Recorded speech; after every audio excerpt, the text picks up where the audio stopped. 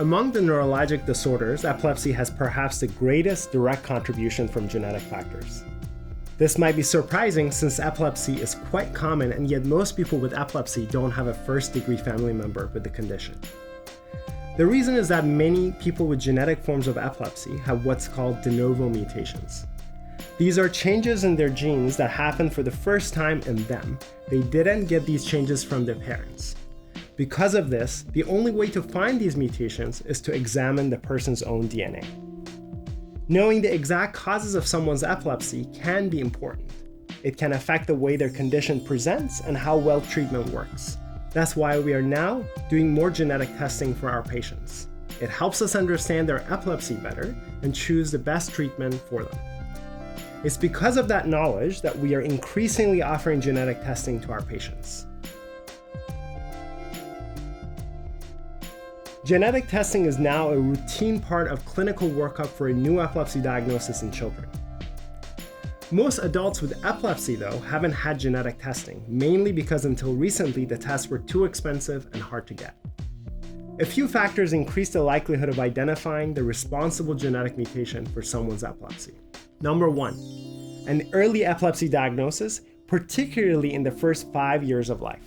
Number 2, multiple family members with epilepsy or other related neuropsychiatric conditions. Number 3, intellectual disability and other related neuropsychiatric conditions in addition to epilepsy.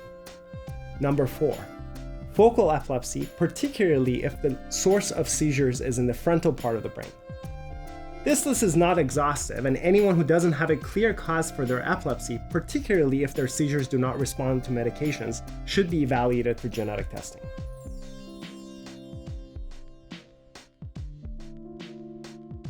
Even though genetic testing for epilepsy is quite new, studies show that about half of the people with a confirmed genetic mutation that causes epilepsy will see a positive change in their treatment because of this information.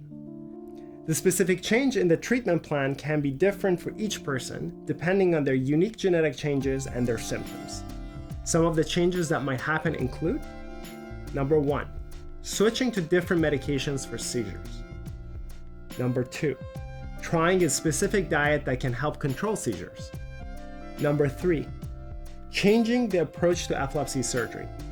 Number 4, getting the chance to join research studies for new medications that work on specific genetic mutations.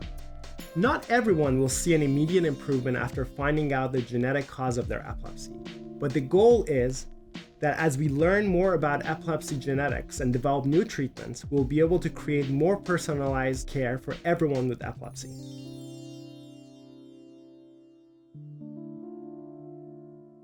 Patients can be referred to the Epilepsy Genetics Clinic by their neurologist or epileptologist. The Epilepsy Genetics appointment is a 1-hour session that can be in person or through a virtual telemedicine visit.